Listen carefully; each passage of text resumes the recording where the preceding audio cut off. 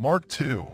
A few days later, when Jesus again entered Capernaum, the people heard that he had come home.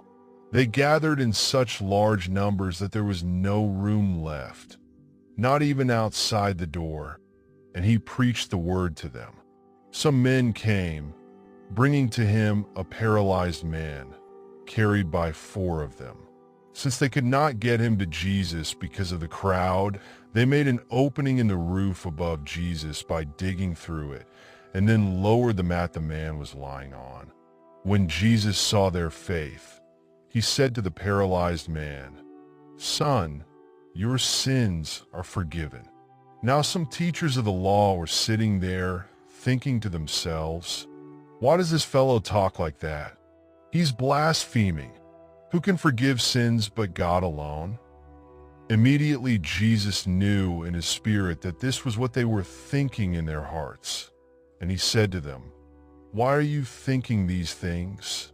Which is easier, to say to this paralyzed man, 'Your sins are forgiven,' or to say, 'Get up, take your mat and walk'?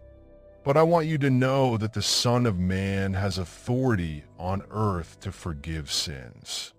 So he said to the man, "I tell you, get up, take your mat and go home." He got up, took his mat, and walked out in full view of them all. This amazed everyone, and they praised God, saying, "We have never seen anything like this." Once again, Jesus went out beside the lake. A large crowd came to him, and he began to teach them. As he walked along, he saw Levi's son of Alphaeus sitting at the tax collector's booth.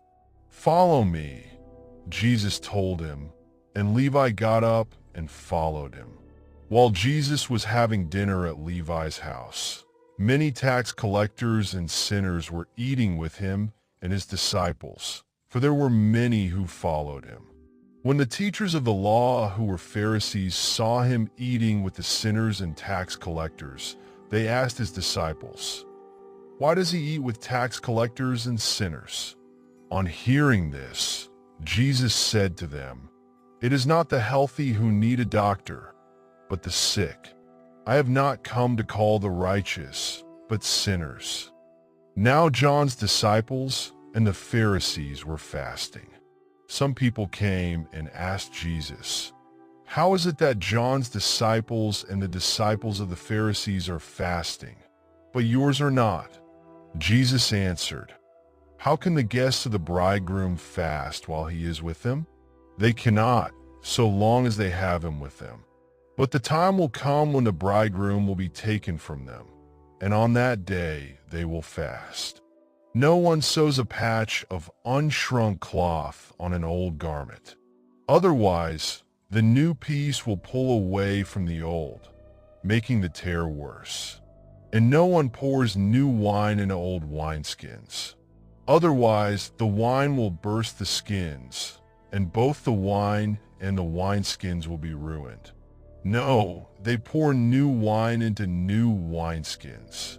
One Sabbath Jesus was going through the grain fields, and as his disciples walked along, they began to pick some heads of grain. The Pharisees said to him, "Look, why are they doing what is unlawful on the Sabbath?" He answered, "Have you never read what David did when he and his companions were hungry and in need? In the days of Abiathar the high priest, he entered the house of God and ate the consecrated bread, which is lawful only for priests to eat. And he also gave some to his companions. Then he said to them, 'The Sabbath was made for man, not man for the Sabbath. So the Son of Man is Lord even of the Sabbath.'" 1 Kings 7. It took Solomon 13 years, however, to complete the construction of his palace. He built the palace of the forest of Lebanon 100 cubits long, 50 wide and 30 high, with 4 rows of cedar columns supporting trimmed cedar beams. It was roofed with cedar above the beams that rested on the columns, 45 beams, 15 to a row. Its windows were placed high in sets of 3, facing each other. All the doorways had rectangular frames. They were in the front part in sets of 3, facing each other. He made a colonnade 50 cubits long and 30 wide. In front of it was a portico, and in front of that were pillars and an overhanging roof. He built the throne hall, the hall of justice, where he was to judge, and he covered it with cedar from floor to ceiling. And the palace in which he was to live, set farther back, was similar in design. Solomon also made a palace like this hall for Pharaoh's daughter, whom he had married. All these structures, from the outside to the great courtyard and from foundation to eaves, were made of blocks of high-grade stone cut to size and smoothed on their inner and outer faces. The foundations were laid with large stones of good quality, some measuring 10 cubits and some 8. Above were high-grade stones, cut to size, and cedar beams. The great courtyard was surrounded by a wall of 3 courses of dressed stone and 1 course of trimmed cedar beams, as was the inner courtyard of the temple of the Lord with its portico. King Solomon sent to Tyre and brought Hiram, whose mother was a widow from the tribe of Naphtali and whose father was from Tyre and a skilled craftsman in bronze. Hiram was filled with wisdom, with understanding, and with knowledge to do all kinds of bronze work. He came to King Solomon and did all the work assigned to him. He cast 2 bronze pillars, each 18 cubits high and 12 cubits in circumference. He also made 2 capitals of cast bronze to set on the tops of the pillars. Each capital was 5 cubits high. A network of interwoven chains adorned the capitals on top of the pillars, 7 for each capital. He made pomegranates in 2 rows encircling each network to decorate the capitals on top of the pillars. He did the same for each capital. The capitals on top of the pillars in the portico were in the shape of lilies, 4 cubits high. On the capitals of both pillars, above the bowl-shaped part next to the network, were the 200 pomegranates in rows all around. He erected the pillars at the portico of the temple. The pillar to the south he named Jachin and the one to the north Boaz. The capitals on top were in the shape of lilies. And so the work on the pillars was completed. He made the sea of cast metal, circular in shape, measuring 10 cubits from rim to rim and 5 cubits high. It took a line of 30 cubits to measure around it. Below the rim, gourds encircled it, 10 to a cubit. The gourds were cast in 2 rows in one piece with the sea. The sea stood on 12 bowls, 3 facing north, 3 facing west, 3 facing south, and 3 facing east. The sea rested on top of them, and their hindquarters were toward the center. It was a handbreadth in thickness, and its rim was like the rim of a cup, like a lily blossom. It held 2,000 baths. He also made 10 movable stands of bronze. Each was 4 cubits long, 4 wide, and 3 high. This is how the stands were made. They had side panels attached to uprights. On the panels between the uprights were lions, bulls, and cherubim, and on the uprights as well. Above and below the lions and bulls were wreaths of hammered work. Each stand had 4 bronze wheels with bronze axles, and each had a basin resting on 4 supports, cast with wreaths on each side. On the inside of the stand there was an opening that had a circular frame 1 cubit deep. This opening was round, and with its basework it measured a cubit and a half. Around its opening there was engraving. The panels of the stands were square, not round. The four wheels were under the panels, and the axles of the wheels were attached to the stand. The diameter of each wheel was a cubit and a half. The wheels were made like chariot wheels. The axles, rims, spokes, and hubs were all of cast metal. Each stand had 4 handles, one on each corner, projecting from the stand. At the top of the stand there was a circular band half a cubit deep. The supports and panels were attached to the top of the stand. He engraved cherubim, lions, and palm trees on the surfaces of the supports and on the panels, in every available space, with wreaths all around. This is the way he made the 10 stands. They were all cast in the same molds and were identical in size and shape. He then made 10 bronze basins, each holding 40 baths and measuring 4 cubits across, 1 basin to go on each of the 10 stands. He placed 5 of the stands on the south side of the temple and 5 on the north. He placed the sea on the south side, at the southeast corner of the temple. He also made the pots and shovels and sprinkling bowls. So Hiram finished all the work he had undertaken for King Solomon in the temple of the Lord.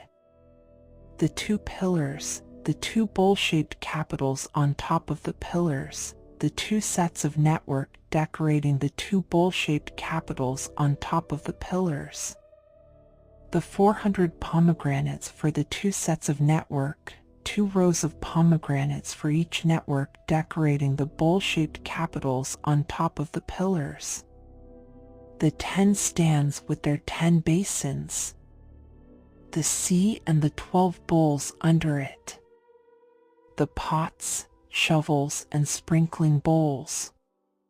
All these objects that Hiram made for King Solomon for the temple of the Lord were of burnished bronze.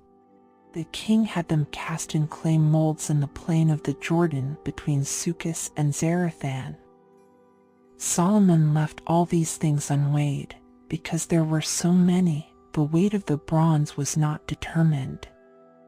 Solomon also made all the furnishings that were in the Lord's temple, the golden altar, the golden table on which was the bread of the presence, the lampstands of pure gold, 5 on the right and 5 on the left, in front of the inner sanctuary, the gold floral work and lamps and tongs, the pure gold basins, wick trimmers, sprinkling bowls, dishes and censers, and the gold sockets for the doors of the innermost room, the most holy place, and also for the doors of the main hall of the temple.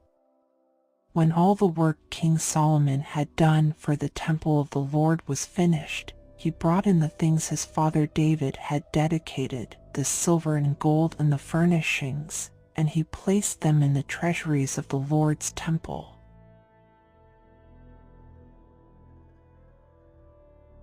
Joel 3. In those days and at that time, when I restore the fortunes of Judah and Jerusalem, I will gather all nations and bring them down to the valley of Jehoshaphat. There I will put them on trial for what they did to my inheritance, my people Israel, because they scattered my people among the nations and divided up my land. They cast lots for my people and traded boys for prostitutes. They sold girls for wine to drink. Now what have you against me, Tyre and Sidon, and all you regions of Philistia? Are you repaying me for something I have done? If you are paying me back, I will swiftly and speedily return on your own heads what you have done. For you took my silver and my gold and carried off my finest treasures to your temples. You sold the people of Judah and Jerusalem to the Greeks, that you might send them far from their homeland. See, I am going to rouse them out of the places to which you sold them. and I will return on your own heads what you have done. I will sell your sons and daughters to the people of Judah, and they will sell them to the Sabaeans, a nation far away. The Lord has spoken. Proclaim this among the nations. Prepare for war. Rouse the warriors. Let all the fighting men draw near and attack. Beat your plowshares into swords and your pruning hooks into spears. Let the weaklings say, I am strong.